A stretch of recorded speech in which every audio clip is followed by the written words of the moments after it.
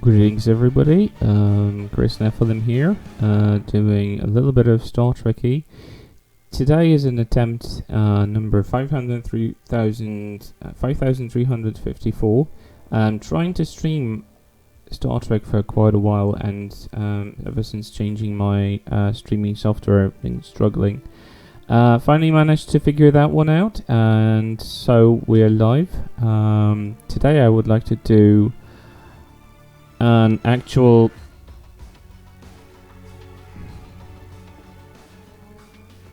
looky, we're being raided. Hate raided, to be exact. No worries. Block and ban, block and ban. Really not a problem. Yeah, this is gonna be something of a thing apparently.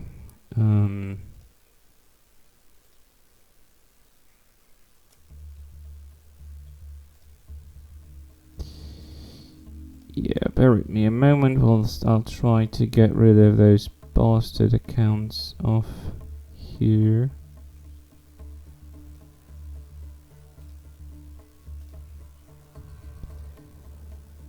I don't even know why they try.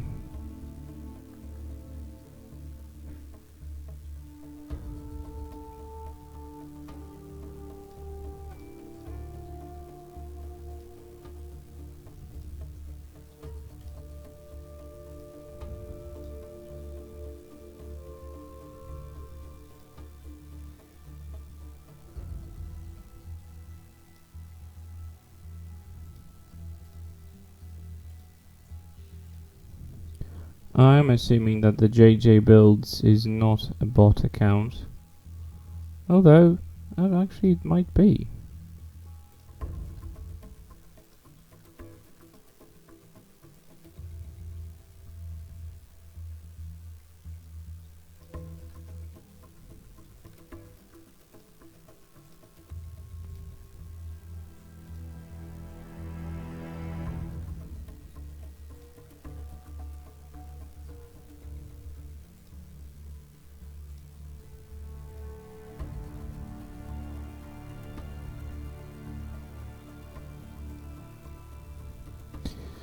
Well, that is a very interesting beginning of a stream, wouldn't you agree? If I didn't know better.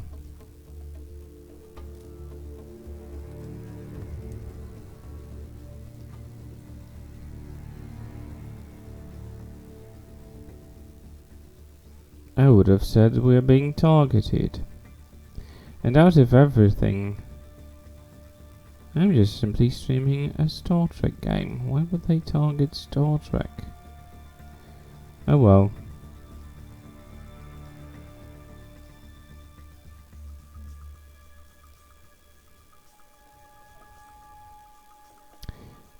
Definitely an interesting thing. Oh. Oh my god. Yeah, I had some. Oh, hi Needy. Hi Scringle. Sorry, I've been taking out the bots. Because they just popped in immediately after I've gone live. I hope you can hear me properly. I have very little control over that. Yeah, I wanted to do a slight small review stream of this particular vessel. Trekkies would definitely prove. By the way, what are you doing at a bachelor party at 2 AM? I mean, no, wait, that's normal. That should happen. You should be here at 2 AM.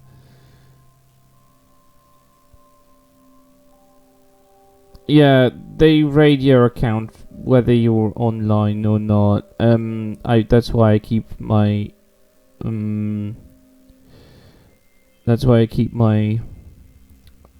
chat normally in the emotes and subs only, Can't sleep because the dude is snoring. Oh my god. Sorry to hear that, Squingle. So it's the time when you should probably go to sleep, but you can't. Well, that's good. I'm glad that you had fun. Right, so here's my ship. I've got it out of a promo event that was being held through the year. Several events that gave you 3,500 points, and you have a choice reward, either a package of a ship. Throw him out of the window. Yeah, well, you've gotta fend your use fire. Oh dear, needy. That sounds cruel. So there are 3 options you can choose. You can either choose campaign prize premium tier 6 starship choice, which was what I chose. You can get 2 100% discount coupons for tier 6 ships from the Zen store, which is here. Or you could gain 1,500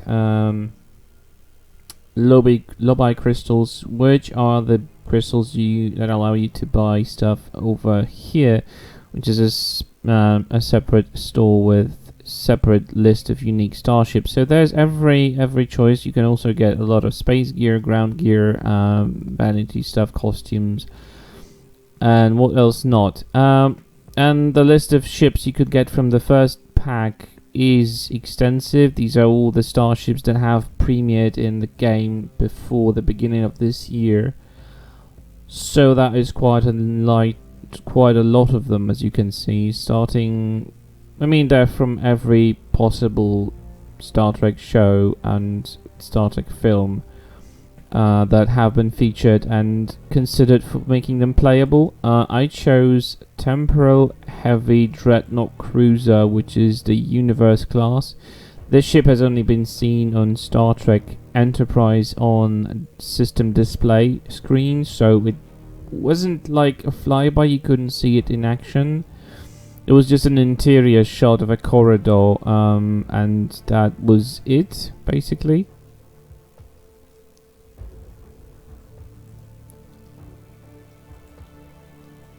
Well, if I can put you to sleep, that's at least one thing achieved on this stream. No worries, Kringle. I really appreciate that you dropped by, even if your predicament isn't perfect. So, the ship is the biggest playable starship in Star Trek Online, and is actually one of the largest starships built by the Federation known in canon. The layout of this vessel is a typical cruiser, so it has 4 tactical consoles, 4x4 weapons, and standard configuration of the equipment. It does not have the secondary deflector because this is not a science vessel. I have upgraded it with tier 6X experimental token, which allows it to gain additional universal console, which allows you to put everything you want in anything. Also adds another experimental trait, which gives you a 6th trait, so gives you additional ability that allows you to simply play a little bit more, get a little bit more out of the ship. I have equipped this vessel with 32nd century phasers seen in season 3 of Discovery. These are the phasers which you can see of the USS Discovery. They are using them right now on the ship after the refit. I thought it's like it fits. To give you a sense of size of this ship, actually I will just go to Sol System and I'll show you how it translates to other Enterprise starships which are listed above Space Dog at the moment. I do believe that there might be very little sound of the game. Let me know. I don't have any control over this because I'm streaming directly using my NVIDIA software built into my drivers, so I can't monitor the sound levels or anything. It's quite an experiment, honestly, when it comes to streaming this. But who knows? So yeah. Shut up, frog. Oh, you can see USS Discovery sitting. Yeah, I thought that the game might be a bit tuned down, but I tuned it down yesterday as I was watching something and I didn't want it to overlap. I was watching someone else's stream. So we see another player having the USS Discovery refit model with the detached nacelles and everything. This is also a playable ship. You can see how much smaller it is in comparison. But I want to show you guys how the Universe class presents itself next to iconic USS Enterprise starships of the past. There is a USS Enterprise from current era, which is technically the current Enterprise, but it's Odyssey class, so it's a class not seen on screen yet.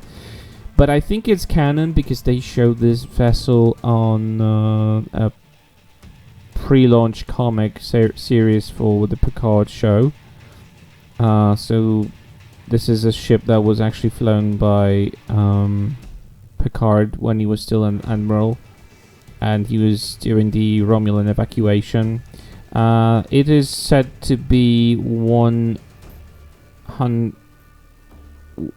It should be 1 kilometer 200 meters long, if I remember correctly, and a crew complement of 2,500 of a standard amount.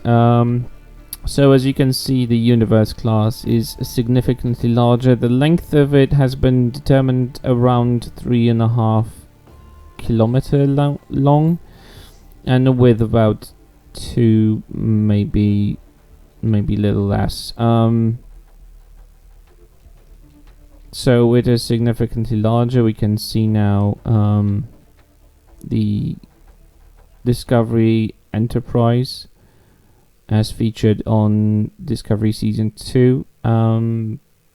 It is slightly larger than the standard Constitution class, so it definitely shows that it might not be like the same size as the standard Constitution that was known in the TOS series.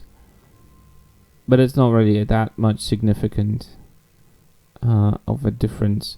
Now we can see the NX-01 class. This is the starship that was the hero ship when my vessel was introduced into the show, into the universe of Star Trek. By the way, this is like a museum. This is for the 55th anniversary of Star Trek's existence. They've posted all of the Enterprise ships as a display of Starfleet's history of sorts. We can now see the Kelvin timeline Enterprise from the Kelvin films. Kelvin films are what it's being called in the franchise with J.J. Abrams films. So this Enterprise is roughly the same size as the Galaxy class, I believe. Even might be a little bit longer with the nacelles. So yeah, its dimensions are have nothing to do with the standard Constitution class in TOS era, although it theoretically happens during TOS timeline, but an alternate timeline, of course. And we can see the Sovereign class. It was definitely more of a sleek design, and I think it was smaller in dimensions than the Galaxy, especially the saucer. But it also had a smaller crew complement because it was more like an assault craft rather than exploratory vessel. Here we can see it compared to USS Voyager, Defiant, which looks... I do believe that my pets will be larger than USS Defiant, Kestis frigates. And here we can compare it to Galaxy class Enterprise. So despite the size of Galaxy class, I think the original dimensions were about... Originally, when they were planning this ship, before they've even started shooting, the design of this ship included approximation of 12,000 people of capacity. But of course, they didn't have enough extras, so they narrowed these numbers down a bit for the show. And then TNG had roughly around, I think, 1,000 crew complement, maybe less. And here is the original Enterprise from the TOS Kirk era. I think it had a crew complement of less than 500, maybe 250, maybe 400, I don't remember exactly. But it definitely was smaller. So yeah, this ship is a beast in terms of size, but it also is a beast in terms of fights. I'm going to run a patrol on advanced difficulty from the Klingon Civil War story arc and show you how it handles with multiple opponents of different allegiances, because there will be a fight against infected, virus-infected Starfleet vessels. Starfleet ships won't last much longer against that Mokai force. Let's join the fight before it's too late.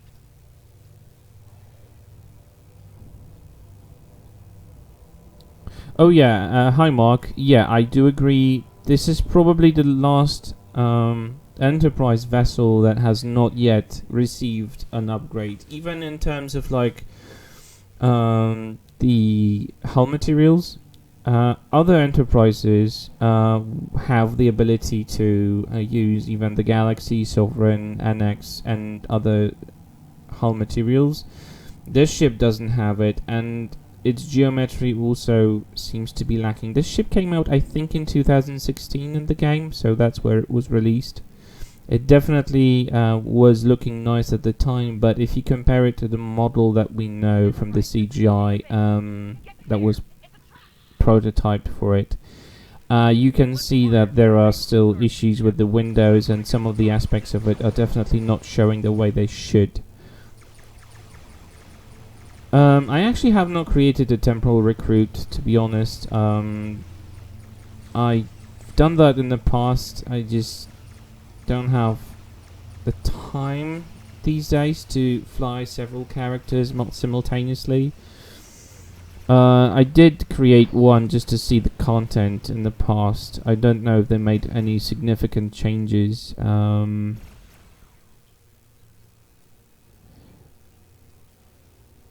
I just don't feel like creating another character that I will lose interest in playing after some time. I've invested all my time and all my years in this game, in one character which I am flying right now, and I don't feel like starting over another character just for the sake of exploring some of the content. And then I will definitely not play it for like a longer time, and I don't do multiple builds or anything like this. I do have multiple characters which I kind of lost interest in playing. So ever since you can fly every single starship of every allegiance now, whether it's a Klingon or Romulan, I don't see point of having multiple characters.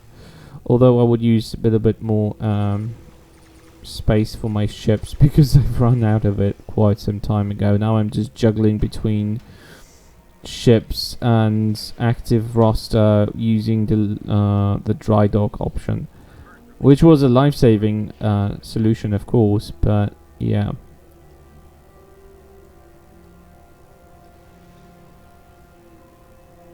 Yeah, I'm wondering if they will I mean, they did updates to starships without actually introducing a legendary version, I think.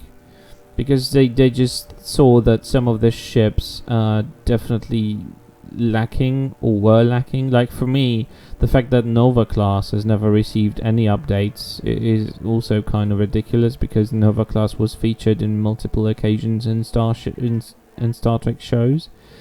So it would only be fitting that they would actually add something to it, like at least make it visually not outstanding. Same goes for the NX-01 class, actually, because I think NX-01 also did not receive proper treatment. I mean, it was revamped when it was released as a tier 6 vessel, when they released it through, I think it was a lockbox. But yeah, it's still standing out a bit when it comes to the amount of polygons used in building the ship. So yeah, it definitely, in my opinion, NX-01 and this one, the Universe class, would certainly use a little bit of updating. They just revamped the Steam Runner, and I don't know if it was actually released in a pack. I can't say for sure. It might have actually been part of some sort of legendary package or something.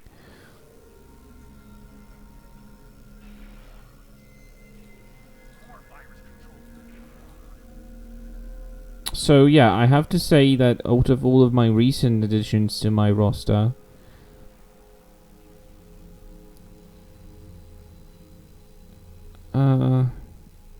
yeah, I mean, I have to say that some of the content is treated unevenly. So some of this content, models and stuff, seem to be looking nice. Others, not so much. I hear for a fact that they're going to introduce lower decks stuff, including costumes, I mean uniforms, and other things. They are gradually improving some aspects, while the others seem to be like left out a bit. I don't know what's the reasoning behind it. Maybe they just go through several things at once. I know that there are some modelers who are working in STO who are actually now making time-appropriate Federation interiors, and that's probably going to be featured only on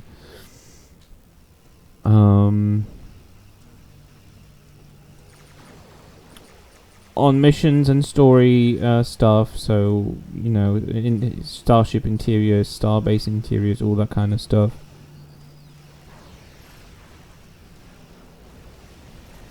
Who knows? I mean, what sits in their heads, why they're introducing even background starships as low-buy and R&D and lockbox ships, instead of putting any interesting vessels in Zenstore. For example, we are going to get the Parliament class very shortly into the game within the Infinity lockbox. And this is just a background ship, it's not even a hero ship, and it's coming into the game sooner than Cerritos. I'm trying to find logic in that, what's their agenda, what they're trying to do, but honestly, I think they're just in for everything for the money. They know that they can milk players who will pay that kind of money to get all that kind of stuff, like open 500 boxes and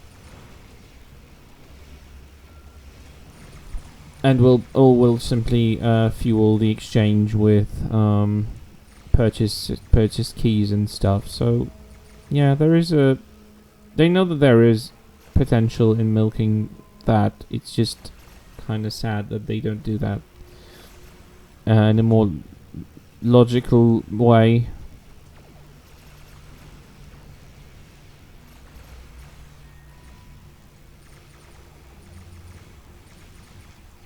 I mean, they were updating the older missions. I mean, from what I know, they have revamped numerous missions from the original arcs, so they will be more consistent with the storyline, and they also like added new voiceovers, new character models, all that kind of stuff. So it's not like they're not updating everything. It's just that they're not updating it equally in the same. Yeah, Protostar will definitely be R&D because it's too sleek to be put on Zenstore, that's for sure. And I'm not expecting it anywhere else than an R&D package.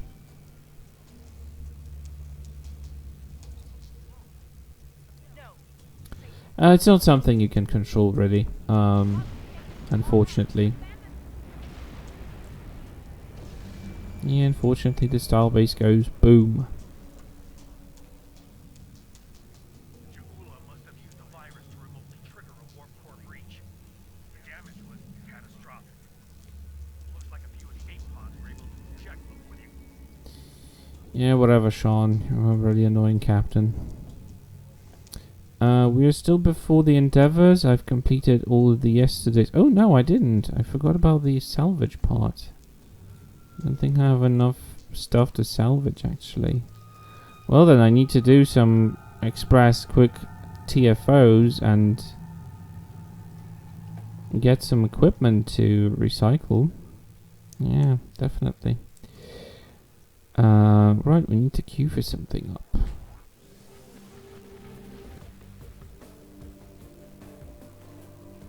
I'm actually looking forward to the Prodigy. Surprisingly enough, I think it has more interest, despite being targeted for kids, likely. I think it has more interest than Picard Season 2 or Discovery Season 4. Shut up, Frog. No, I'm not gonna sit here because I can't stand this. This guy talking to you the same thing every single time you fly into ESD is a little bit of overkill. I am avoiding DS9 and Space Dog for the time being. I sit in Rysam for the most of the time because it's the place where you're not bugged by anyone. There are rarely any people in the map, so you have peace and quiet. What I'm going to do is I'm going to queue up for something that will definitely pop up quite quickly. Defensive Starbase 1. Get away from me, woman. And Infected Conduit, because people run it all the time. Here we go. People run it all the time. I said it and it's here. Actually, no, I won't have time. I mean, Picard to me had 2 good episodes, and the rest of the writing and the entire acting and the overall plot is trash. Discovery is hit and miss. They sometimes do episodes right, they sometimes have interesting plot, sometimes they don't, and it's very uneven. I think I had more fun with the first season and second season, despite like all of the things that they remade or rewrote for the show. But then again, season 3 seemed to be more Trek oriented, even though it was not episodic, and it still felt weird. I did appreciate a lot of things that were in season 3 of Discovery, but yeah, they are doing a lot of hit and miss, and a huge miss is Picard's show. I can't stand it. I've watched it once. I've watched it as it aired, and I'm still thinking it's everything it shouldn't be. It's gritty. It doesn't seem like the future of the Federation, but rather as if they went back, like as if they went back in time to the time where actually Federation acted on I don't know what, because everything that Federation has done in Picard is just pure trash.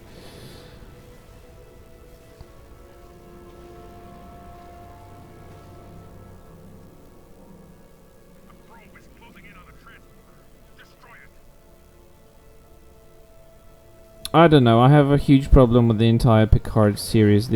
Everything they did with that show was everything I wanted Picard not to become. They just went for the obvious.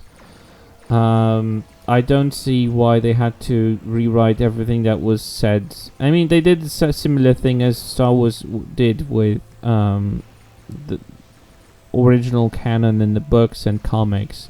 They literally ignored everything that was written after The Next Generation and ignored it to a point where they literally did their own thing for the sake of doing it, because it's ours, rather than actually writing a logical continuation.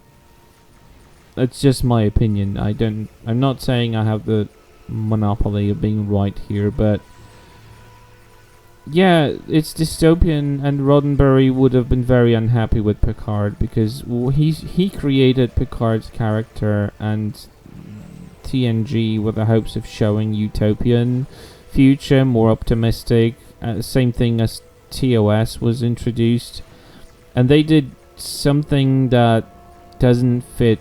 I mean, it's as if nothing of the Next Generation and all the Next Generation films ever happened. They even ignored everything that happened with several characters that they borrowed from other shows. Like they took in Seven of Nine and they made her into a raging psychopath alcoholic. I'm not even trying to understand why over a sudden her nanites started to process alcohol the way, I don't know, they want to. Yeah, exactly. There's been a lot of fiction. Honestly, I have a feeling like even Star Trek Online did a lot better when it comes to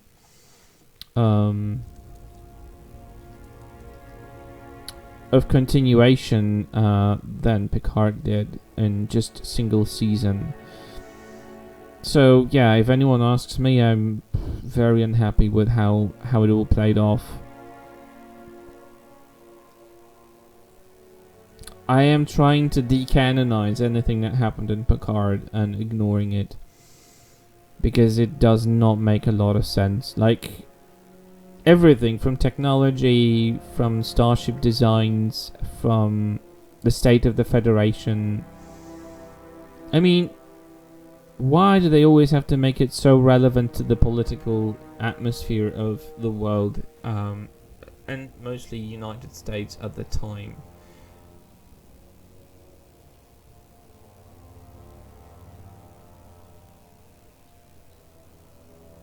Yeah, she was happy, she was content at the end of Voyager, to a point when she was happy being human, and not willing to become a Borg again. She also found a lot of things. Seven found a lot of things that human did, like revenge, like the sense of keeping a grudge, as something illogical and inefficient. And over a sudden, they just made her into this. I don't know. I don't even know how to describe her. She's just ridiculous. There's no point for me to even talk about this. I simply decanonized Picard in my head. Nothing of it happened. It's just a fan fiction, a poor fan fiction, but a fan fiction nevertheless.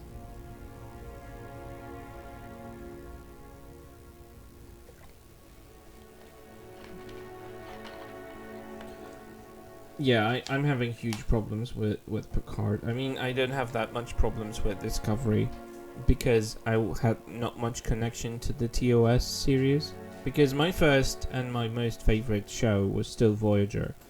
So, Janeway and the entire Voyager cast is my bunch of peeps that I love the most in the entire franchise. I was very connected to them, and I still am. And that was the first show I watched fully from start to finish. Yeah, exactly. I'm not saying that I would do it better, but I would definitely do it differently anyway.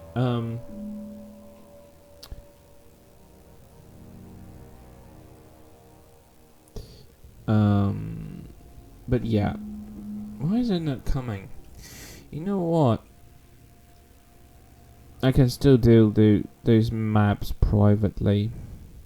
Type. Wrong. Defensive Starbase 1 medium start private. Who cares? I don't need to have other players. I will still get rewards for it. And I can single it out. Yeah, the textures on the ship are looking very badly when in close-ups. Actually, I should turn into a different option. Yeah, even you remember the scene in Picard where the female admiral talks to Picard. Sheer fucking hubris. I mean, I'm not even gonna start with the swearing part because it's so out of everything. But after all he's done, anyone in the Federation would have known who Picard is and what he's done and how he has helped save the Federation on so many occasions, and how many sacrifices he's made even after becoming a Borg and being treated by everyone like a leper afterwards. Like, they literally refused his crew to be part of the defense force against the Federation border when the Borg attacked in the First Contact. So you would think that he would earn enough enough in the eyes of the Federation operatives, the Starfleet operatives, to respect and an understanding of where he's coming from, that they would never talk to him like that.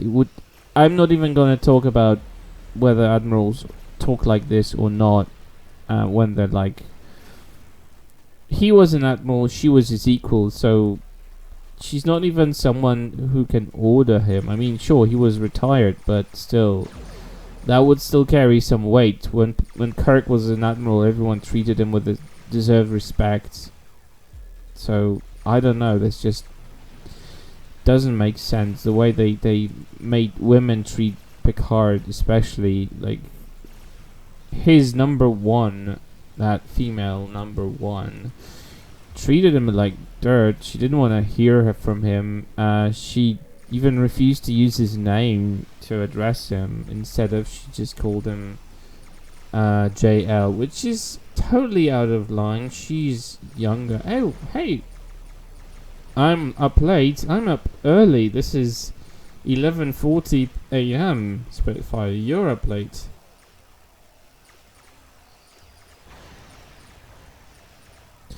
I decided to just do the Star Trek review for this ship because I think it really deserves the attention. Especially that, you know, I've come to love this vessel. I've been flying it ever since I got it, and I just can't stop. It's just such a beautiful ship and it flies so good. I have totally no issues with flying. Oh dear, random snog. Hey, welcome in.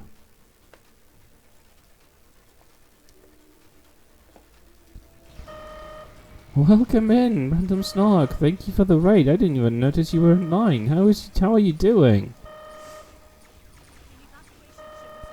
Final Frontier, yeah. I mean, yeah. I'm just doing a slight live review of my ship. I got it recently out of an event, and if anyone is still struggling, because not everyone is actually at the same point of actually receiving that ship at this point, so I decided to make not everyone has made a decision yet what they want to get as a ship, so if I can help anyone make a decision whether they want this ship or not, I'm trying to say whether it's good or not. Oh, thanks for the shout out. You were playing... Oh god, another person is playing Life is Strange True Colors. I saw a bit of it yesterday. I fucking loved it. I think it's beautiful, and I think it's just such a well-crafted title, and and they really advanced in the terms of like making the character models look really good.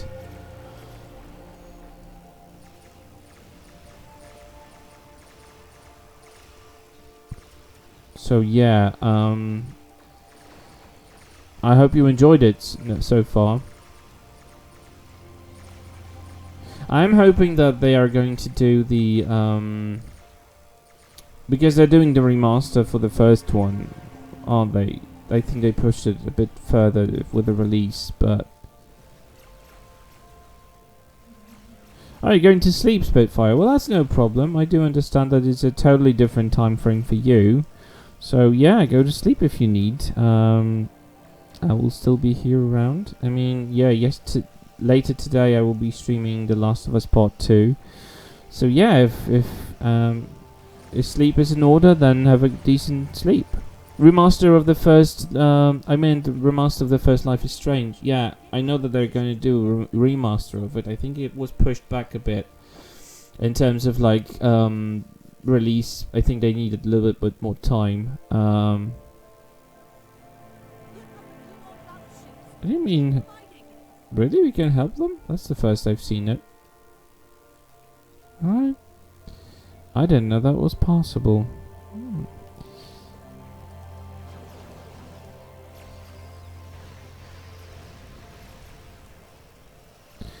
Alrighty then, no worries.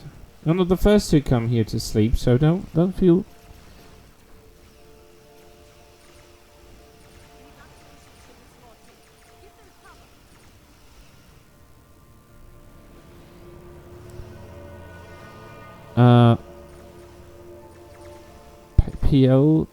PIL stream? What do you mean?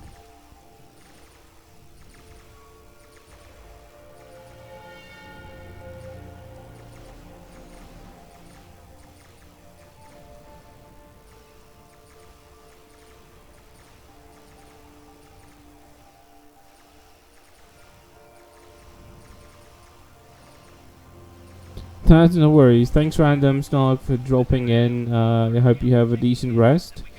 And thank you for the raid. I really appreciate it, friend.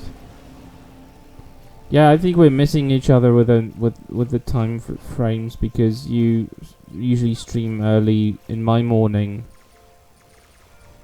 Oh, I definitely will. I always enjoy putting up a few Klingons to rest. Eternal rest. Should do enough.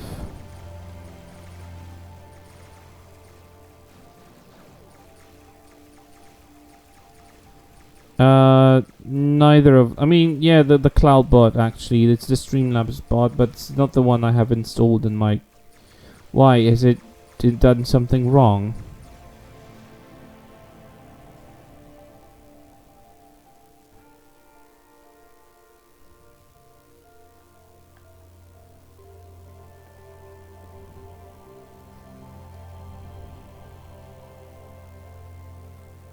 Links are blocked. What? Oh god. Let me see. Oh, something is wrong because Streamlabs was made a Cynical Jedi. Thank you for the follow. I really appreciate it. Huh.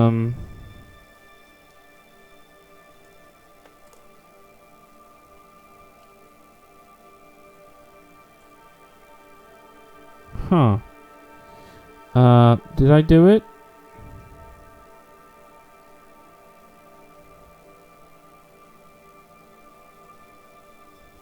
Oh shit. I just ruined my chat. I just make my chat disappear. Let me refresh the chat. Stupid me, I'm totally blind what I'm doing. Oh god. Yeah, welcome in, Cynical Jedi. I really appreciate you coming in. I don't know why I'm getting this twice. Streamlabs chatbot commands.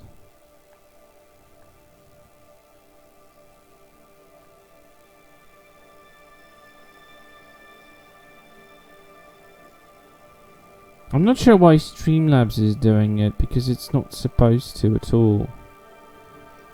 I don't remember adding that to Streamlabs, to be honest. Alright, I'm gonna pop in. I mean, pop out of this place, because there's no point in sitting here.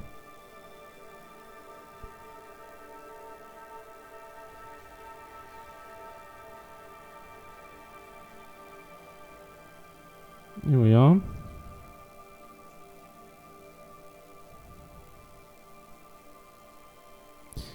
Yeah, I did that. I'm not sure if it worked.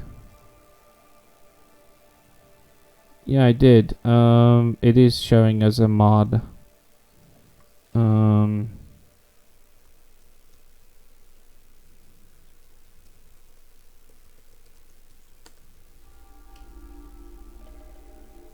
Yeah, for some reason it doesn't show in the chat. I don't really know what the hell is going on in here. I'm beyond caring.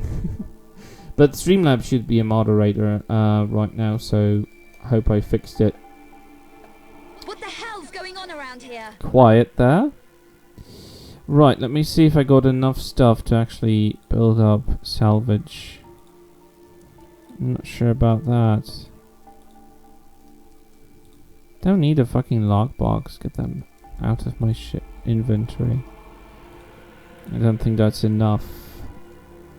And I don't have a lot of time. Oh god, I'm only halfway there. I think I'm gonna lose that one. How did I miss that? I've got no clue how I missed that.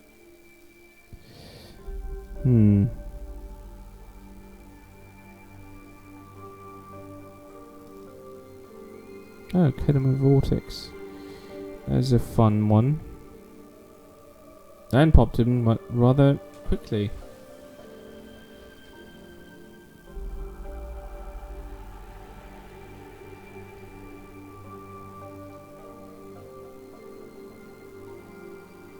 There are 2 active warp transwarp conduits in this system, along with a stable spatial grid. Shut up, Klingon. I said shut up, Klingon. Why do you have to pop in twice? Now I think I need more shield strength than anything else. Can forego. Oh look, there's a Vador Juggernaut, Kelvin Dreadnought. Is that actually La Sirena? Yeah, it is. This is the first time I'm actually seeing this ship in the game alive. Yeah, it is a heavy raider. And someone tried to do Cerritos with a Miranda class kit bashing. Well, kit bashing is a thing to do here, for sure.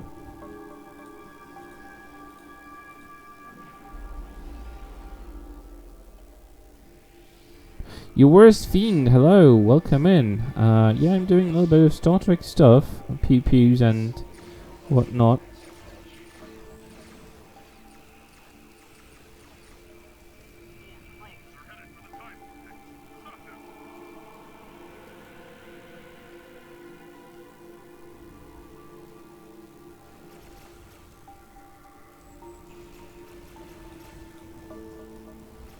Well, we have some DPS monsters. I don't even know why I'm moving in this map. They are destroying this side.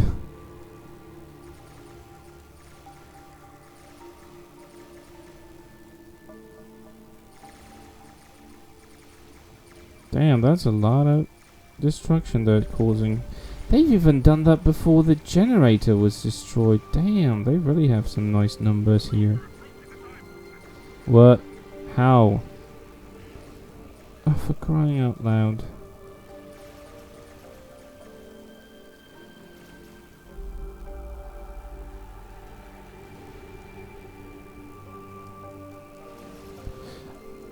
Doing fine. Apart from fighting the hate raid bots, doing fine. Just a little bit of streaming in the morning. It's not going to be a very long stream. I just want to do like a decent show of the ship, what it can do, how it can defend itself in battle. Because I think this ship really deserves a bit of attention. It's one of the best ships in the game, honestly. So yeah, I've decided to do a little bit of show off.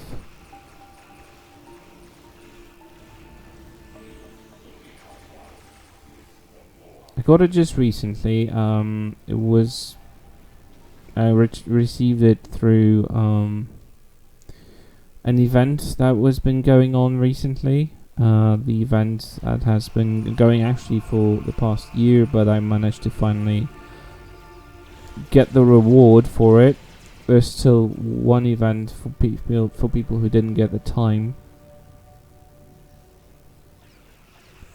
Yeah, in comparison to other ships, but yeah, it is the design that has been made for the canon Star Trek. It's the census scale. It's actually the crew complement. Doug Drexler, who designed it, said that he imagines that this ship would probably hold up to a million people, a population of a million. We would have libraries, universities, stuff, probably beyond. It will be a flying city. To give you a sense of scale, it's 3.5 kilometer long, so it does seem flat, but its dimensions are enormous. It's a gigantic ship. So yeah. Oh great, but there was no loot here? What the fuck? I literally found no loot. Oh well. Oh well. So yeah, the size of it compensates its flatness really. I know it doesn't show, but yeah, it's what it's been designed to look like. It's supposed to be from the 26th century, if I'm not mistaken. So, Starfleet Academy. Yeah, there were a lot of those. Actually, the GOG.com has actually recently released a package of all the games from Star Trek. Bridge Commander, Elite Force, Voyager Elite Force, a lot of them, at least 6 or 7 titles have been released in a bundle.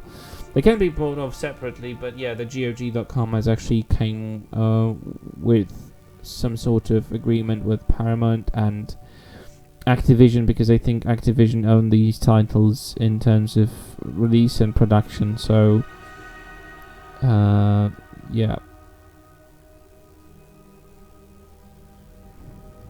It's okay, you don't have to, really. I know people who really don't know anything about Star Trek and they just like to look at the starships. The reason why I started playing this game, honestly, was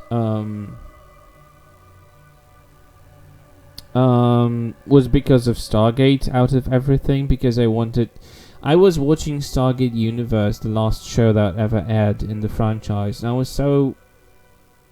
was so craving to play something where you can actually fly starships and have battles in space. And surprisingly, there were not many at the time. That wasn't around 2011, 2012. Turns out something like Star Trek Online was on, but I had no knowledge about Star Trek franchise, or I knew it existed. I knew that it kind of looked cheesy. I mean the 60s TV show, which obviously looked like half of the sets were made out of cardboard. So I knew nothing about it, so I decided to dive into it for a little bit, and I started with the Kelvin films, the 2009 and onwards. And I kind of enjoyed them. I liked the sci-fi take on it. I liked the futuristic look. I even managed to obtain a ship from that era to play it for in this game, so I can even fly the 2009 movie Enterprise. And then I got into the Star Trek shows because I was very curious how the rest of it works.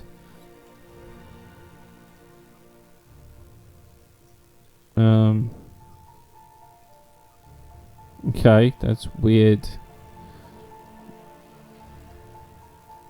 What's the point of those if they don't work?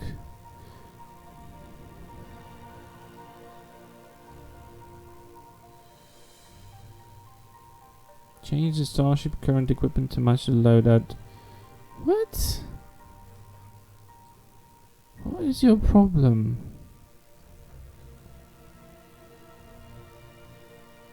Yeah, I do watch Star Trek. Why can't I equip the weapons I want to? For me, in Poland here, we do have it on Netflix. So yeah, I can watch all of the shows on Netflix. But I did watch them like before then. So yeah, I got pretty much invested into the franchise pretty well ever since. Who can I get rid of? Who's useless to me? Space, space, space. Ground. Goodbye. Anyway, one of the recent starships. Oh, okay. One of the recent starships that came into existence in yeah, mid-60s was the original series came out in mid-60s, and it started it all. Then there was like the first film, the first film aired in like between 60s and 70s, or maybe 1979. I don't remember exactly. And they just spawned an era of followage, and they created the next show in 1987, the same year I was born.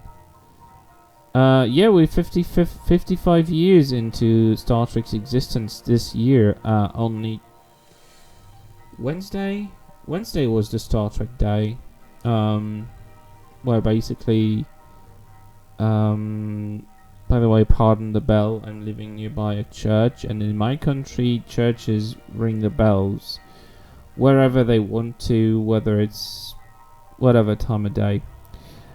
I am hoping to demolish that piece of shit, like, I don't know, I'll get a bazooka or something, but until that, yeah, it's gonna be popping in and out.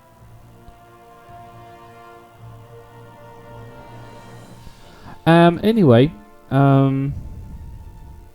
so this is like the latest hero ship. This is Star Trek Discovery's title ship, how it looks like now. Unfortunately, the system is dark and the ship has dark hull material, so there's not much you can see. Now there you can see something of it.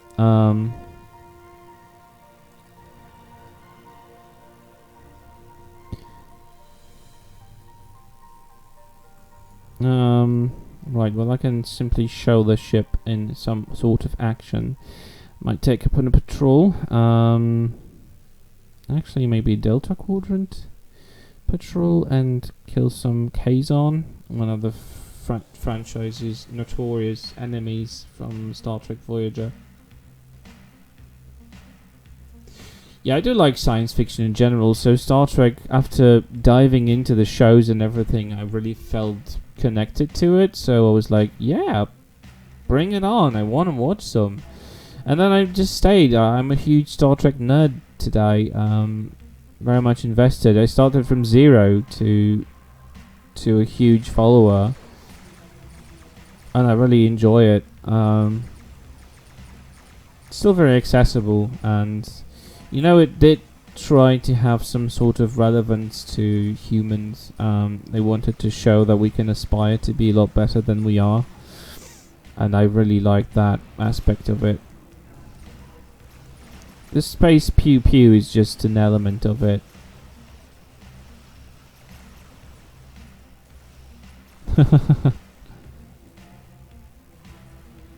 Star Trek vinyl, probably a soundtrack of some sorts. The films had definitely good soundtracks, so Jerry Goldsmith really outdid himself with some of them, so yeah, probably a soundtrack thing.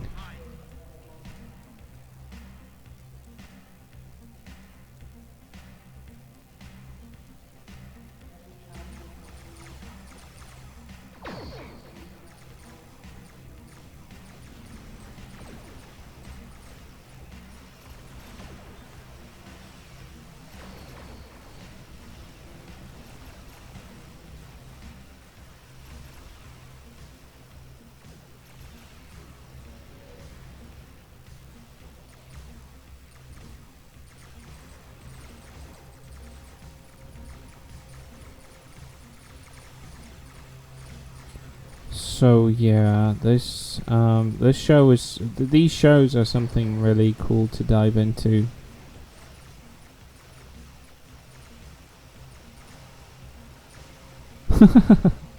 Now, don't feel obliged or anything. You know, it's you don't have to. No one's gonna judge you if you won't. I haven't even known that there were any vinyls because I'm not that into merch or anything like that. No, you will go out with a boom. I always say Kazon should go out with a boom.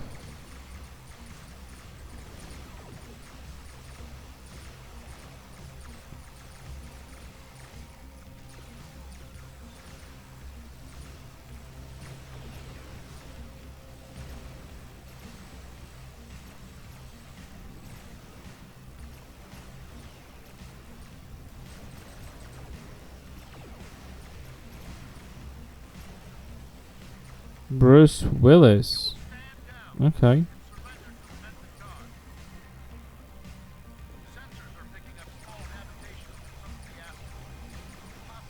They're not about. What are they of? Is he like singing, talking? Is that.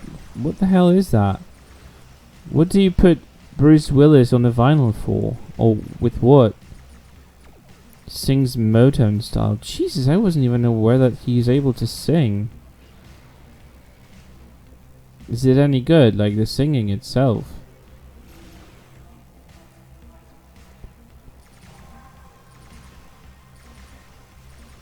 Does it show any particular, like, I don't know, era or year where it was recorded?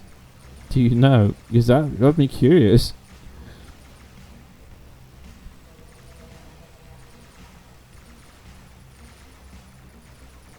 So yeah, I would have disposed of these ships a lot easier than I had.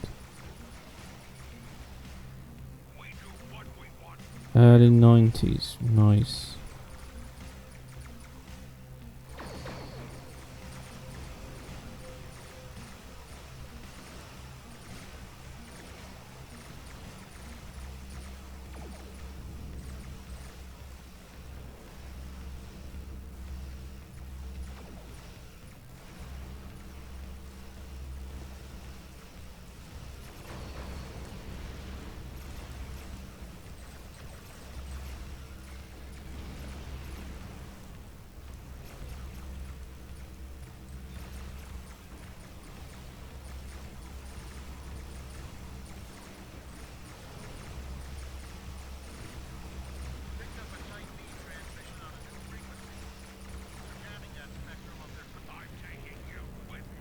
Oh, you wish you were.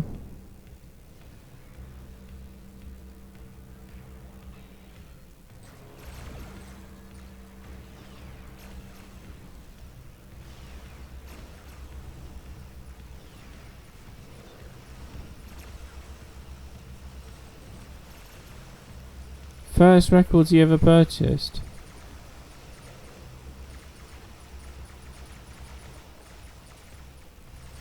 Well, I just learned from you that Bruce Willis ever recorded anything. I had no knowledge that he is actually capable singer. So that's something new for me. So yeah, that's probably a niche thing. It's not popular. I mean, I know that some of the actors sing, but that they have albums of their own? Never had a clue.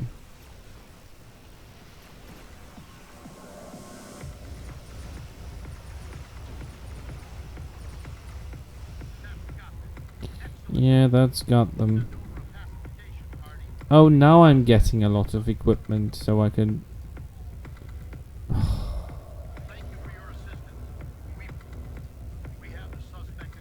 Yeah, I don't care what you have in custody. Let's just get out of here. Well, I'll have to look into that. Jackie Chan and a few. Hugh Laurie. What? Hugh Laurie? You mean Dr. House? What? That is insane. I had no idea. I mean, sure, he's got a good voice, but I would never consider him doing stuff like that. Damn. That's something I'll have to look into after the stream. 'Cause that sounds really interesting. Right, so I did kinetic damage. I need to destroy Voth ships in the Dyson sphere.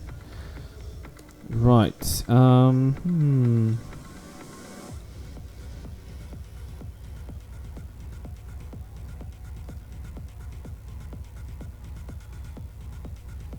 Well, Dyson sphere is only one way to get there.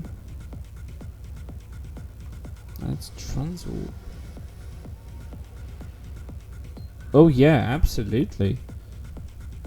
And with that bloody voice, god damn.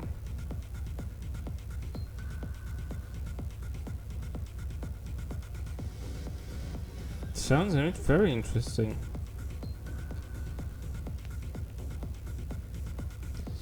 Right, of course. The easiest way to get into the battle zone to defeat Voth is to get through the ground. Bro, listen to it right now. Oh god.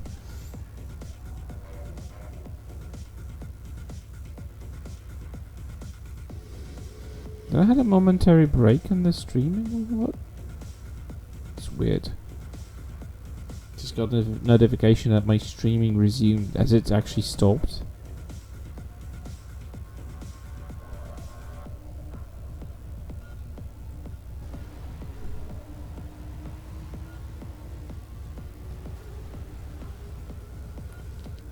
Defeat Voth. Well, since we have it also for ground, I'll assimilate some Voth.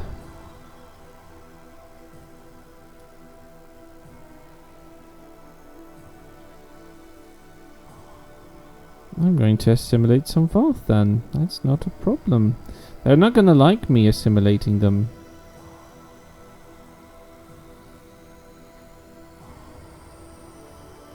That's a transporter, but it doesn't work. What a lame transporter.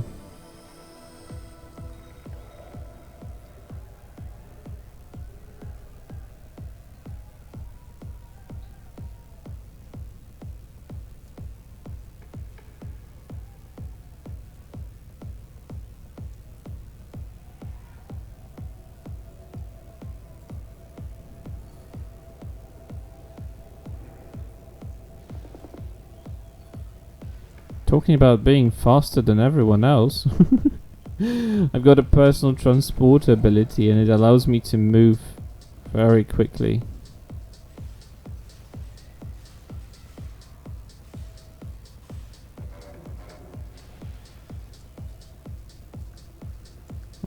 This map is always so laggy.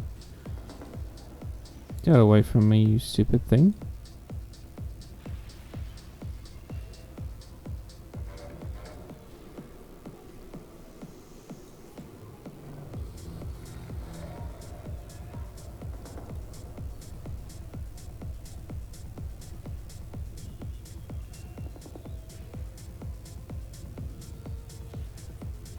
Well, no wonder you delved deeper into that. That's fascinating to know that some of them are such decent singers.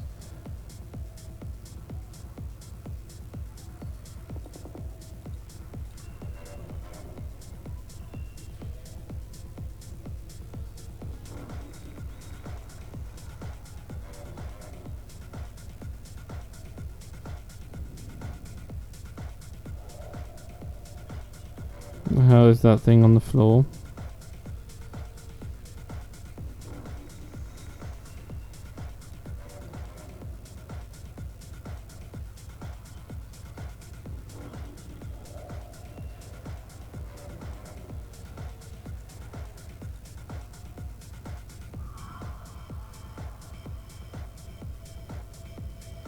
Yeah, musicals, yeah, some of them are surely musical, that's for sure. Oh, get away from me, you bitch.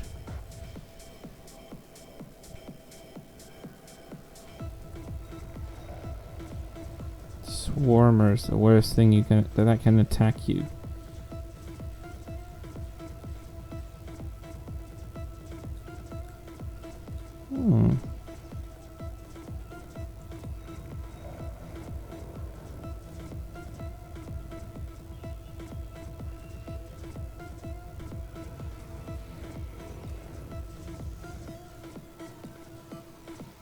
Here, have this.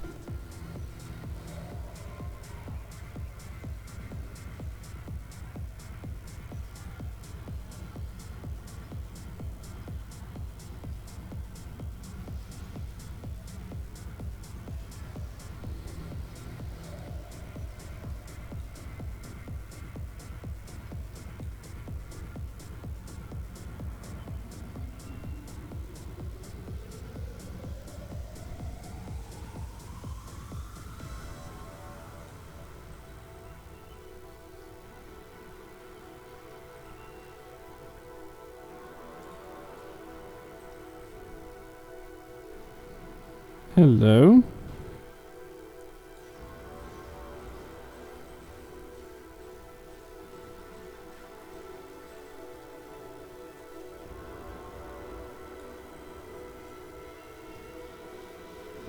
How many do I need to kill more? 6 more, that's cool. Sounds easy.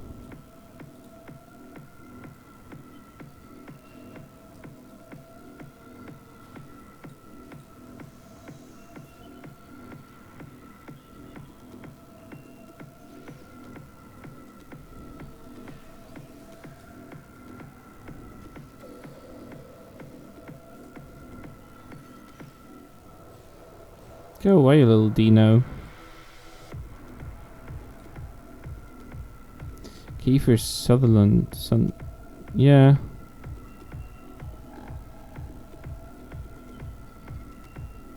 Well, no wonder. That's Jake Gyllenhaal. Yeah, I know he sings. I think he's an awesome actor. Outside of anything, he's just pure awesomeness when it comes to acting. There is an upcoming Netflix film with Jake Gyllenhaal. I can't wait for it because it is connected to what I used to work with, so I'm very interested. He's going to be like an emergency phone line operator thing. There has been a movie like that with Halle Berry, but it was cheesy, and I'm hoping that this one will be more serious. But we'll see how it works. I think it's due to launch very shortly.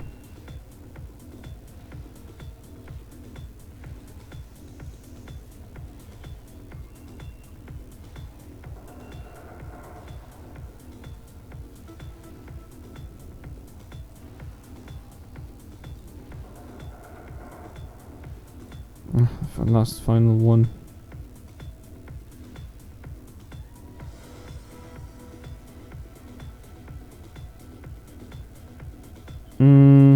I don't know who produces it. I know that Jake Gyllenhaal is starring in it.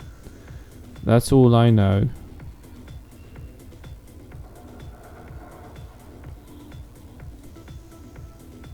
I don't know who produces it. It might be. It's definitely airing on Netflix very shortly. But I don't know who actually created it in terms of like producing.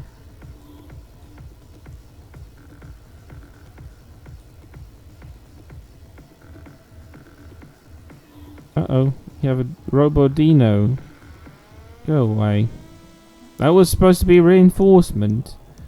Are they joking? I think they are. Well, I need to destroy 5 more of those dinos.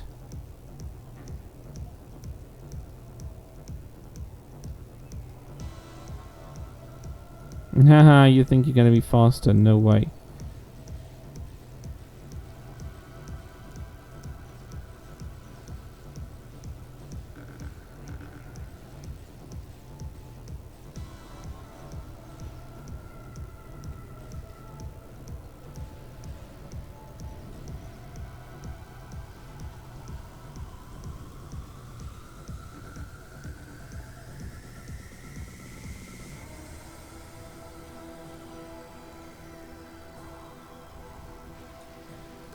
You'd have to Google it because I have no clue who actually is supposed to be the producer of it.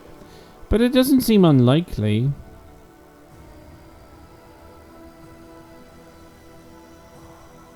Oh yeah, I love movie scores. I have a few favorite ones. Few films really received scores that are to die for. You could listen to them outside of the film and they just so good. One of my favorites, one of my favorite composers is likely David Arnold. He did a lot of different stuff, but his most notable work for me was the first Stargate film from 1994. He did an amazing job in composing music for that one. It is so emotional. It is so well crafted. You just listening to it, and it just feels like he's telling a story through music. He sells emotions through it. Stargate music is absolutely astonishing. Spitfire actually watched it very recently for the first time, I think. And yeah, the music really, and it's from 1994, and it still makes such an amazing impression. It's just very well crafted soundtrack. David Arnold is a genius when it comes to music and films. He also did a lot of James Bond films, the recent ones. You know, to me, all you need to see is the first film and then the last TV show from 2009-10. Anything else is just teenage crap that I don't really like. But yeah, it's the first Stargate from 1994. It still holds up. It still tells an awesome story. Because it was an independent film, they could have done a lot of stuff that they normally wouldn't do with the huge release companies. So it really shows that they really cared for quality, for making it believable and yet still science fiction like. It really is awesome. And I am going to probably try and do watch parties on my Discord for the Stargate universe, because I think it deserves a little bit more attention than it actually got. Little is an understatement. That show is absolutely amazing, and it is blowing your mind that it actually got cancelled in mid-airing. Something I still cannot live through the fact. Yeah, I know there's a huge fan following for Stargate, and I know that there is a new TV show in the works, a fourth TV series, but I'm not sure what stage it is at this time. I know that the old writer for the original 3 shows is actually involved in it.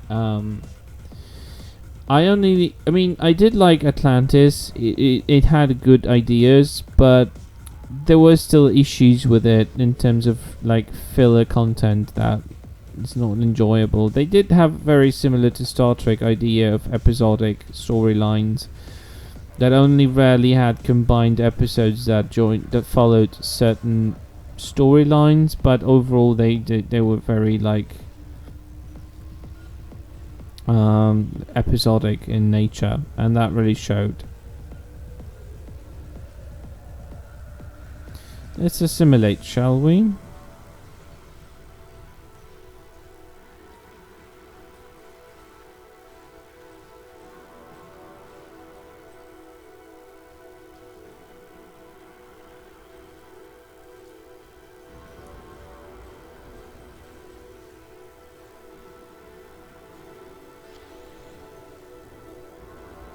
Right, I think I'm done here.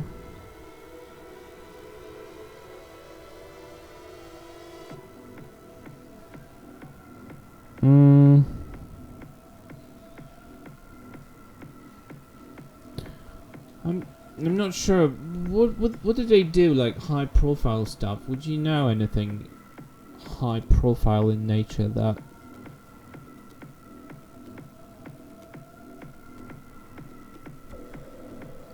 people would maybe recognize? Okay, reason I'm here is to destroy some of the Voth ships. By the way, this is a Dyson sphere, so this is an interior of a space station that it envelops a star, which it takes energy from, and also is like in the size of an orbit of a planet, sustainable for life. Now, I'm not sure if this instance is in it's filled with people, so I'm gonna switch over. York's did it for Suspiria. Oh, I need to watch that film. I never managed to get into it. I mean, I just never came around to get to watching it. I will definitely need to, because I've seen some trailers and it seemed very, very good in what it seemed to be showing up. So yeah, I will definitely need to look into that at some point. Anyway, I'm gonna do some ship destruction in a moment. I know it's a very unusual review stream, but I'm still new to streaming Star Trek in general, so I might actually turn down the quality for the next stream, because I think it's a little bit too much to handle in terms of like my computer, and I think my network is kind of suffering of it. Surge did scores for things like weren't that popular but was still pretty crazy. Okay. I know that there is a very niche, very weird film that's not very popular. I think it is based off some sort of comic series, I think.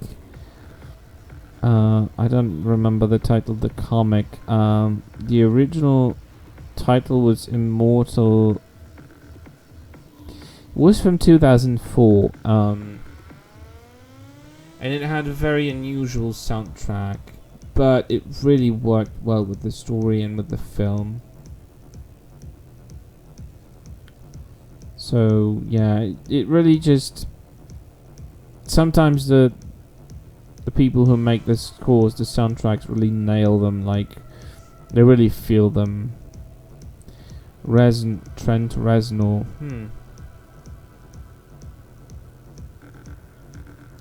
Oh, so he did the movie for Soul. Oh, that film had an awesome soundtrack. Absolutely, I loved it. I'm not gonna lie, it was awesome. The film and the score of it, he really just used the soundtrack so well to underline what was happening with the souls in the afterlife thing. That's awesome.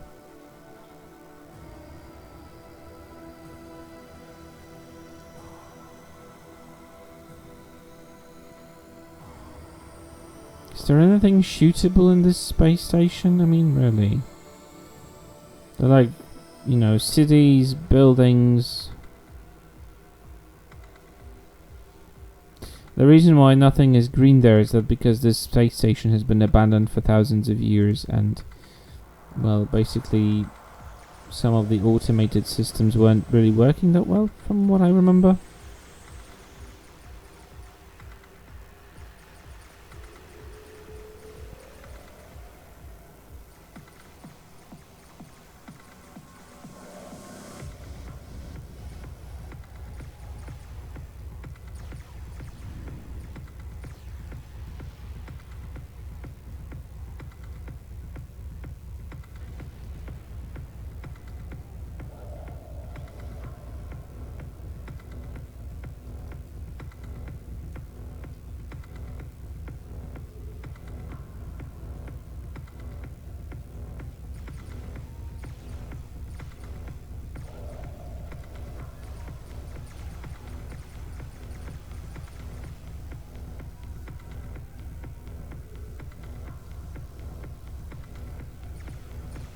Yeah, to me, music in films is probably even more important than like the quality of the picture.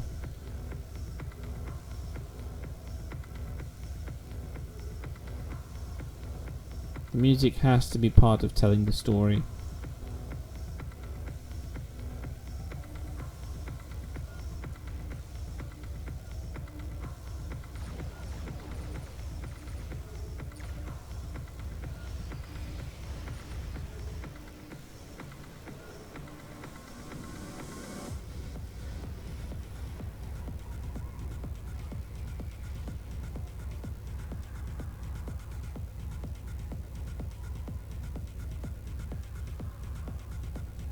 Oh, damn.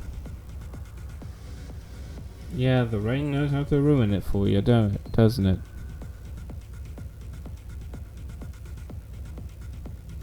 By the way, the great glitchiness of this map is normal because it's so fucking huge. Like, it doesn't always run properly.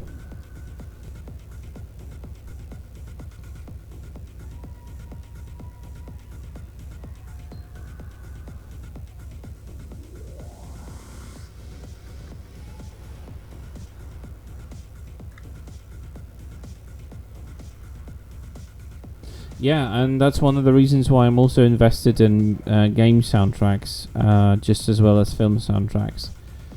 They sometimes really just underline the scene. There are a few composers that actually do awesome stuff for games in terms of soundtrack.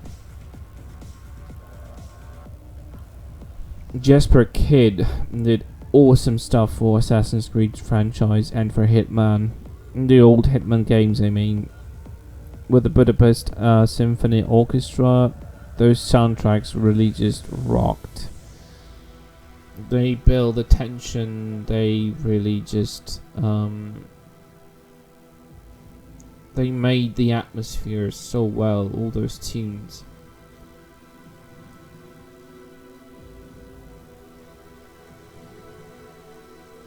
Yeah, there are several games that have absolutely amazing soundtracks.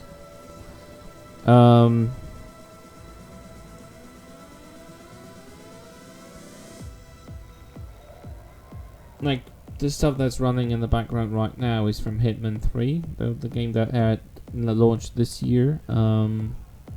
It's been specifically designed for one of the maps that's happening in an underground techno club in Berlin, which is inspired by an actual Berlin club.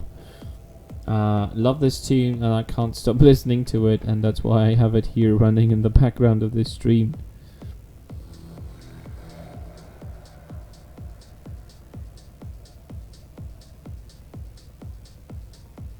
I need to destroy one more ship if I am not... yeah, if I'm correct, I need one more.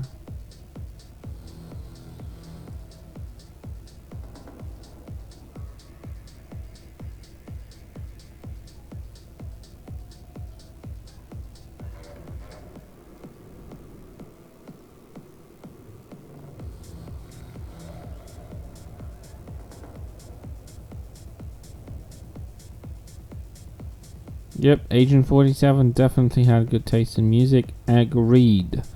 Yeah, the games had always such distinct, unique, and very recognizable soundtrack that you could always tell that it's from a Hitman game. The recent game series, I'm not saying that the soundtrack is bad. It's just less memorable to describe it like fairly. I think it just doesn't get the right vibe sometimes. But that's maybe me. I know that people do like that soundtrack anyway. Oh, hey Snivide, thanks for the lurk. Actually I might be wrapping it up soon because I just got a text from my dad. He wants me to drop in. Yeah. He's not going to be able to cut his cat nails, and if we don't do that, she scratches the carpet like crazy and yeah, ruins it. So someone needs to come over there and help him get that dear little scratcher had her nails cut. And what person's not enough to do that, unfortunately? It's so ridiculous that a cat won't allow herself to be properly treated by its owner. I mean, I had a cat for almost 12 years and I had no issues with cutting his nails or doing anything with him, but I mean, no, my cat was so easygoing with that. I could literally lie him on my lap, take one nail, cut, next nail, and then she'd just get through all the pores without... He wouldn't even beep. He wouldn't make a sound. But my parents' cat, well, she's a bitch. She's really just an evil cat. And yeah, if anyone knows the Friends TV show, she is just an incarnation of evil. She's just like a devil incarnate. She hisses at you. tries to bite you, scratch you, wiggles like trying to get out of the grip. One person will not be capable of cutting off her nails. But what's funny is that if my dad would go to a vet, that would be no problem. Yeah, she's a type of an asshole. She's cute. She's beautiful because she's a Maine Coon. But she's an evil bitch. Oh, look, someone has the same ship I do. Just in a Borg attire.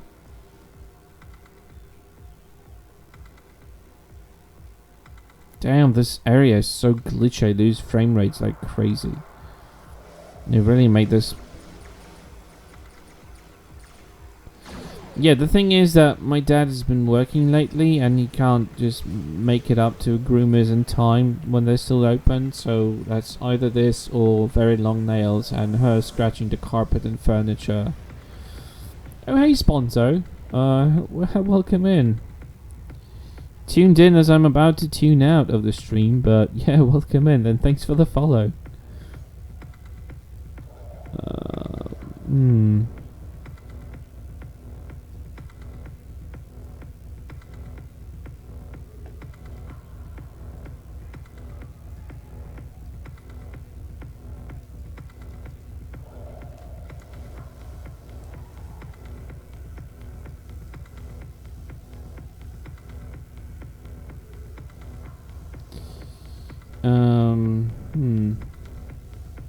What was I?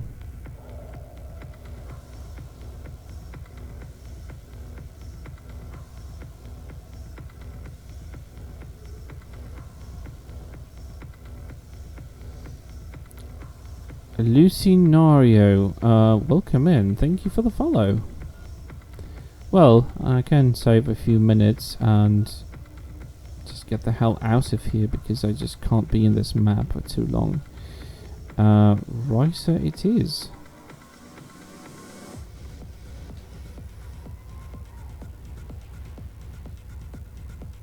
Well, if there are any STO fans or players, if anyone wants to, I can run just a closing TFO with someone if anyone wants to join up. Always happy to have a run with friends. Hey Sponzo, how is it going? Yeah, I'm doing a little bit of STO. I wanted to do a proper review. Obviously it turned out to be a chat about everything but the ship, but whatever, at least maybe the gameplay can show how this ship performs and maybe can make it easier for people to decide whether they want this ship or not if they have the opportunity. I highly recommend it. My personal experience with this ship ever since I got it is absolutely marvelous ship.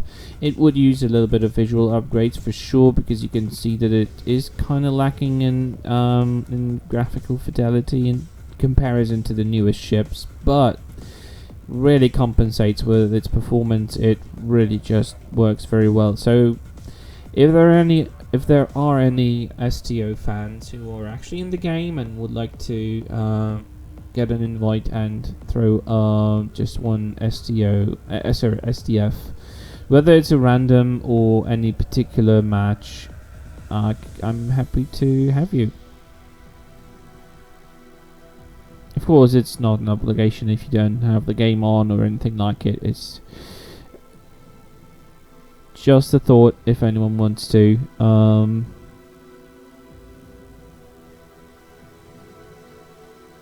Damn, so much activity on Discord. Speaking of Discord, if anyone wants to know if and when I'm alive, or live rather than alive, because I am alive in general.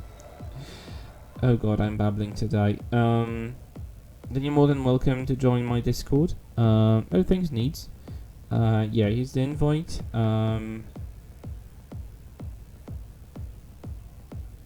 I also have my socials, where you can simply double check my Twitter. That's no problem, this scenario. I was just like throwing it out there. But I really appreciate that you guys came in, and yeah. as I mentioned, I was about to end the stream, but I might end it with a match or game.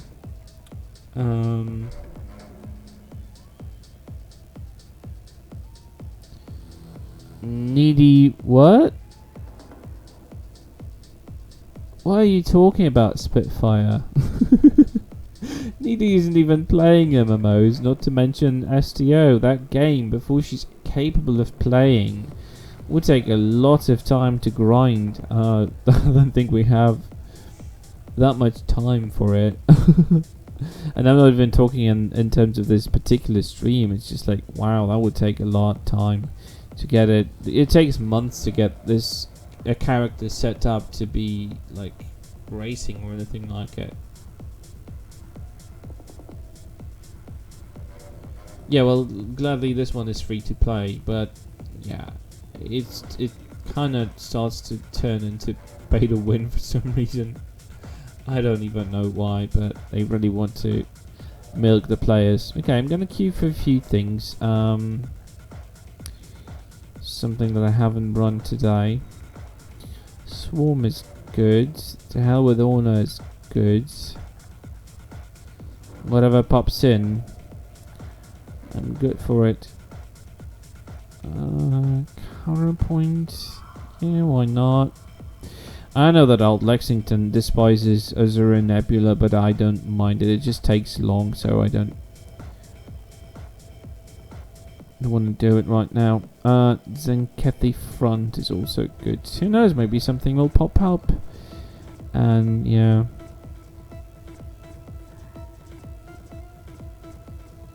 Yeah, but I've got to say I'm very happy with this ship. Whoever wants a recommendation, I do recommend this ship. And I've heard a lot of people recommend it to me before.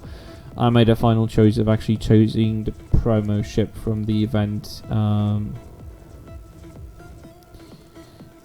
This event campaign. So I managed to do it in 4 events instead of 5.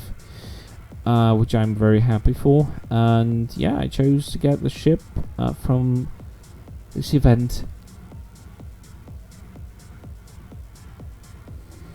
Enjoying it so far. Definitely one of the best ships in the game. Still, after being in the game for how many years again? I think it came out in 2016, so yeah, it's been around for quite a while.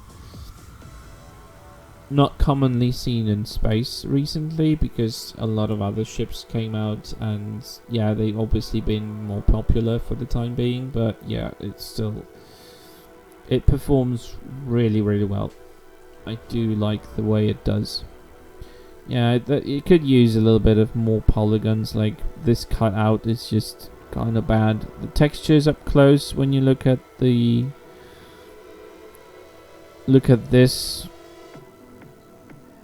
it doesn't look well. Same goes for some of the textures on the saucer. When you're up close, the windows and the glowing effect on those light, I don't know what they are. I'm assuming there's some sort of power conduits that are just showing here. I don't really know, but yeah, they would definitely use a little bit of polishing.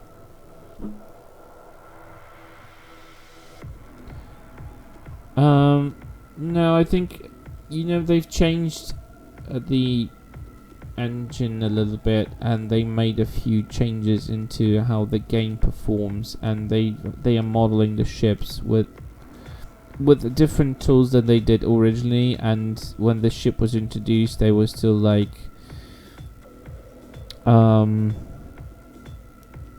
they were still experimenting. They can do a lot more precision lately within the game. It's just like when this ship was released, they were still on a learning curve, and I think a lot of the people who are making the ship models right now have a bit more resources to make them look right.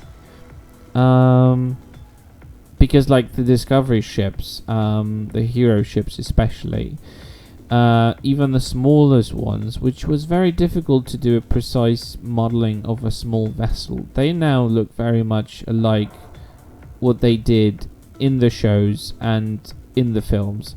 So they're really working it up. Alright, Borg disconnected it is. I have no problem. We're gonna kick ass some Borg asses. So I think you can see the connection between the hull and the saucer. It's just weird. It's not straight line. It kind of stands out. So yeah, there are still elements to this ship that would definitely use an upgrade, but something you need to live with.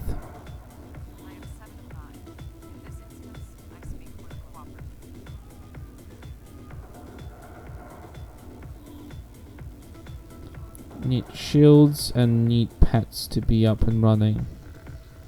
Yeah, it does look so good. Thanks to the size of it and the scaling, the camera is too far away to see a lot of the details too closely, so it still looks very nicely. Just when you're not in the ship, but like sitting next to it and you have the camera in up close, you do see that there are elements which are standing out. In comparison to like this ship, for instance, it has a lot more detail, so and a lot more polygons have been used. It was just the time when this ship was released, they were still not 100% the same capabilities as they are now. So it's something that, you know, you can forgive them, I guess, but they have been revamping a lot of ships, so it's still a chance that they might actually redo this one as well. Every other hero ship has been remade. Every single Enterprise you can pilot in the game is now looking on par with how it should. Almost. The Kelvin Timeline ships also could use a upgrade, especially the Enterprise, the Constitution class.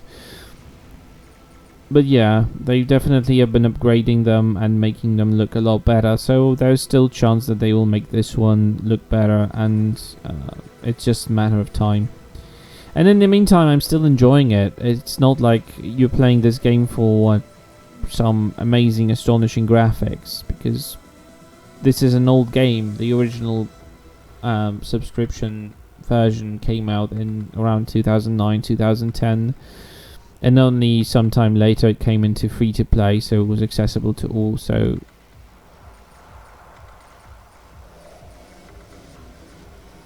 yeah, that's something to be still looked into and upgraded.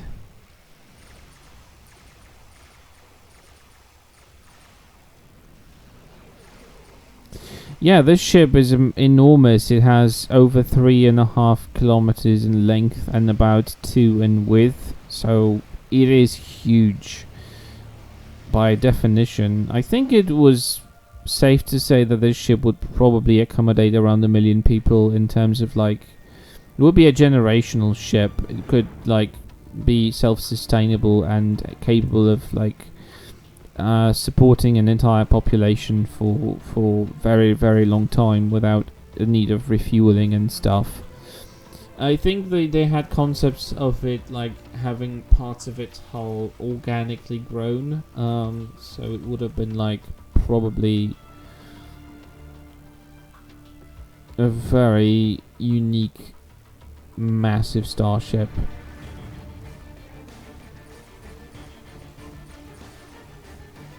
Speaking of game soundtracks, another one playing right now. Kevin Cohen and Michael Nielsen doing a Splinter Cell Conviction soundtrack. I think one of the best soundtracks in the franchise. Even the games that came before or after didn't do the same.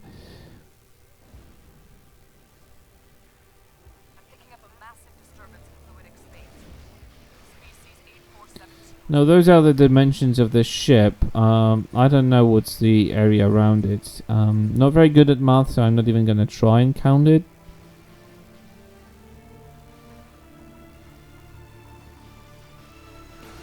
But it's safe to say it's a pretty damn big ship. And still, after all these years, being for 5 years in the game, it's still one of the best ships. No, this isn't Tomb Raider, this is Star Trek Online, Snivide. I do play other games, surprisingly enough. I will be here today, later on, probably afternoon, my time, with some The Last of Us Part 2. So not only Tomb Raider is featured on my channel. And right now I'm just showcasing one of the biggest ships in this game. Playable. Oh, here we go. How are you, Snivide, by the way? How is your day? How are you doing?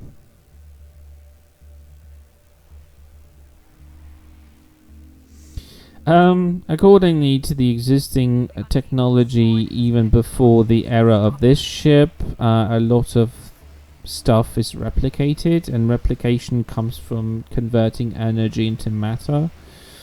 So, yeah, at this time, the Federation doesn't use a lot of natural resources at all. They recycle stuff into energy and recycle energy into matter. So yeah, running on 3 hours of sleep. Christ almighty, how are you still alive?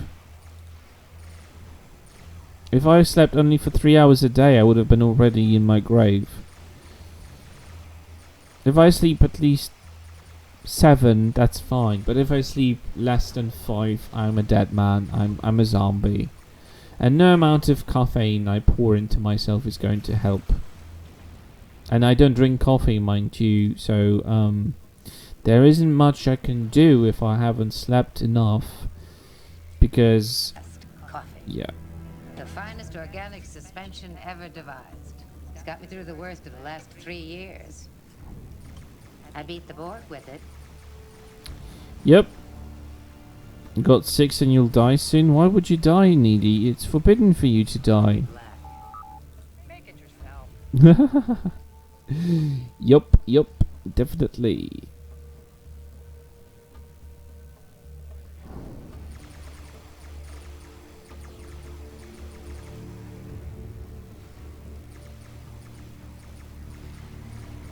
Stop sucking on my shield, you stupid sphere. That's not gonna help you.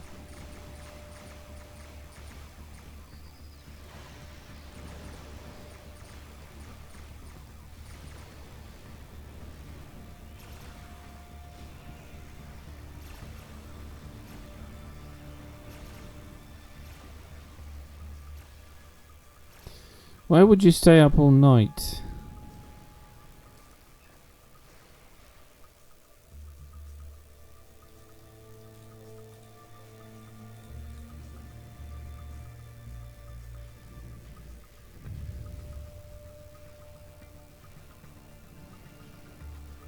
Insomnia's great. Oh, that's right. I totally forgot that it's Sunday. Because I'm working on weekends recently, it's just I've lost track of time. But I've learned today that one of the shops nearby is going to be opened on Sundays because they've opened a courier depot, so it justifies to avoid being closed on Sundays.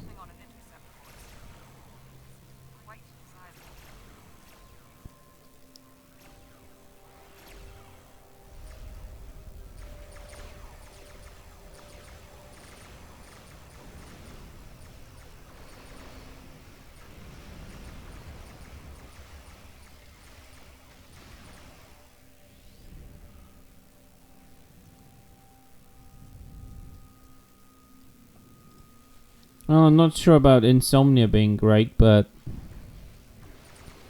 I'm glad that you're still alive, Snivide, because Christ almighty.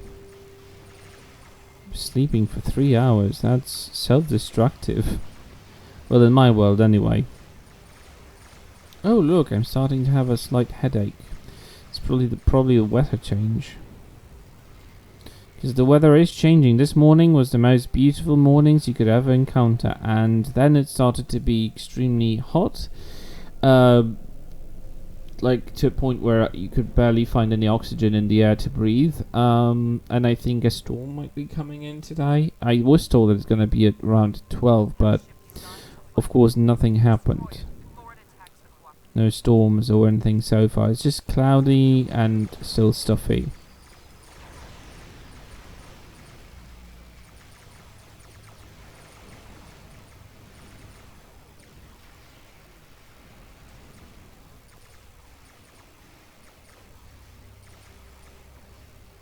Set up a poisoned apple. I'm sorry, I'm not finding the enough. Is that regarding the Snow White part?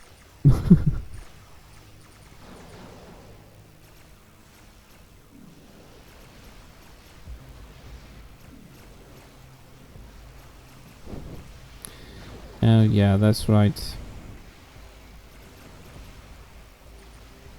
It took me a second to figure it out. That's how my brain is like in a rest mode today.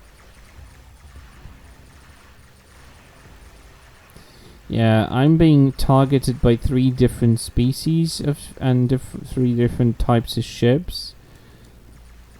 Still not very close to dying. They have nothing on me. This ship is so well. If you find a proper balance for it and proper equipment, there's nothing they can throw at you that will kill you on advanced difficulty.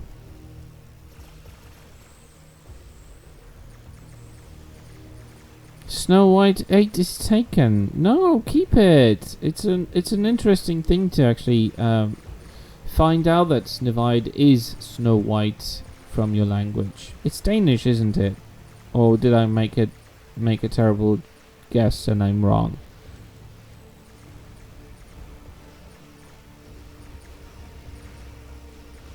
No, then I did remember it properly. Yay me, my brain isn't so bad after all.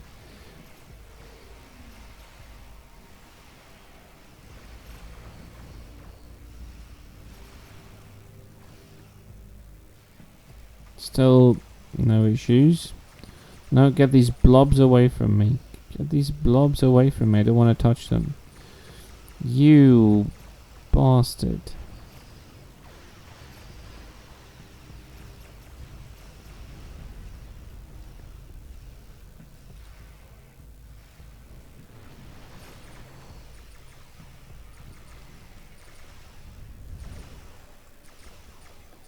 Is the pronunciation that difficult, or Snavida? I don't know how to pronounce it, so maybe I won't. I shouldn't try.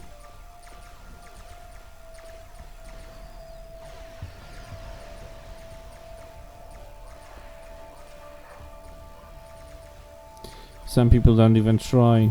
Well, can't blame them. You know, Danish language for most people is a mystery, really.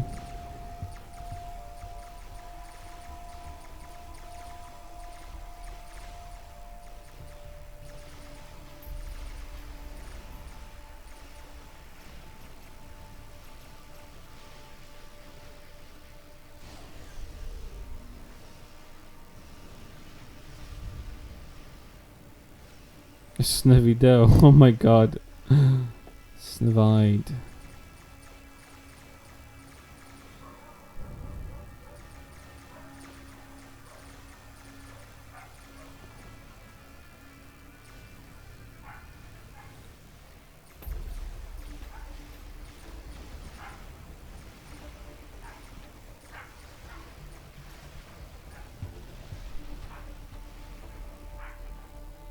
Uh-oh. The Bork Queen got mad. And the Voth have thrown their Citadel ship. Is it called Citadel? I think it is. Oh great, local dogs are pissed off and they're barking now. By the way, I do hope that in the 24th century they don't have mosquitoes, because I am being bitten by those stupid bastards so badly that my entire legs are just like one huge itching. They're like just ball of itch, basically. I hate those things. And they've been really active lately.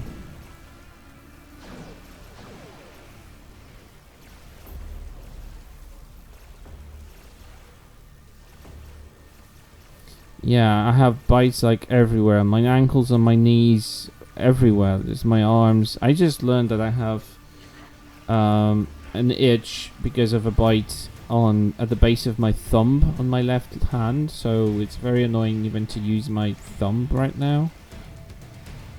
I'm trying not to, but it's difficult when you're, when you're an ape with But an opposable thumb, it's kind of hard not to use when you have it.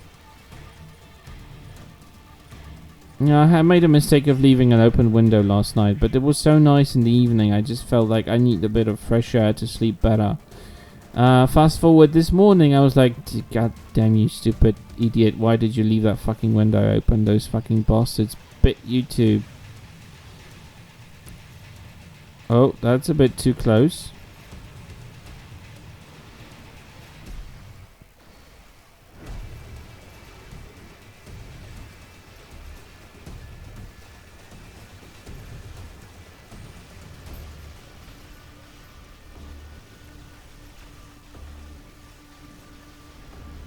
Yeah, I hate when they install in your bedroom and just wait for the night. So when you're too hot under your covers, you just put out your foot or your arm and they just fly over and just bite your ass. And now there itches everywhere. I hate it. I hate mosquitoes all the way. Why couldn't we just like eliminate the existence of mosquitoes for fuck's sake? Alright, the ship performed gallantly. I had no issues in surviving, and this is advanced difficulty. But Borg Disconnected is a relatively easy map, so probably that's why. Anyway, I just dragged the stream a little bit longer than I wanted to, which is normally fine, but yeah, as I said, I promised my dad I'll come over to help him with his cat, otherwise she'll scratch the carpets and furniture all the way. And that's not a nice thing. Unfortunately, she's not a nice cat. She's just lovely to look at, but that's where all of her advantages end. Literally. So yeah. We are gonna probably end the stream right here. I'm gonna see who's live, so we can maybe raid someone. Is there anyone doing Star Trek Online at this time? Or maybe someone else doing anything cool? I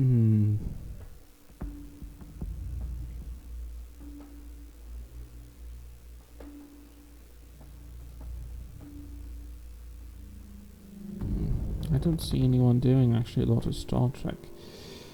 Well, the option is... Oh...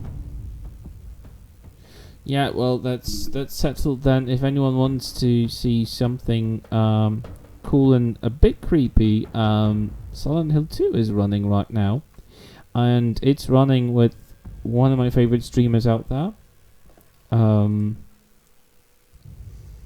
Oh my god, I'm still in the Borg costume. Let's get this sorted. That's better. And this is, by the way, the bridge for this ship. Very weird. Not very Federation-like, if I have to say. You can't even determine which side of the ship you are on, because you don't see anything outside except for this space. So no one can really tell. But yeah, thanks guys for coming. I really appreciate you, even though this was a very strange stream, very chaotic. I didn't run it through my OBS, so I had half of my things that I usually have off. But yeah, that's the only way I can stream Star Trek Online. For some reason, that game doesn't like any OBSs latching onto it. But yeah, I'm setting up a raid. We're raiding Miss Uki, who's doing Silent Hill 2 for the first time in her life. And I had a blast watching her yesterday, so I think it's gonna be fun today.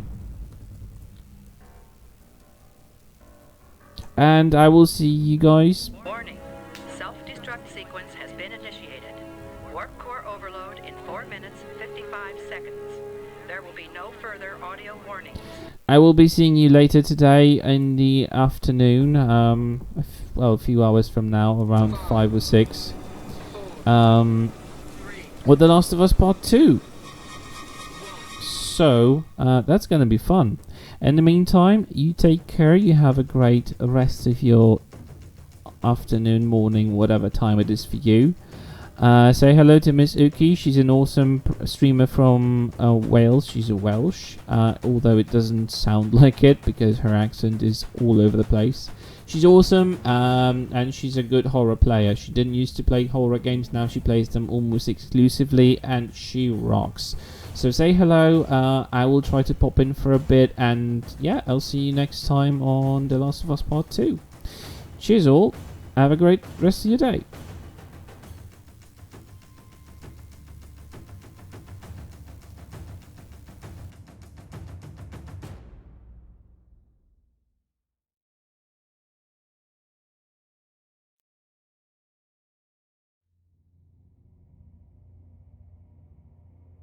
Right, Harry's only like 18. Right, I'm bloody boiling. Right, so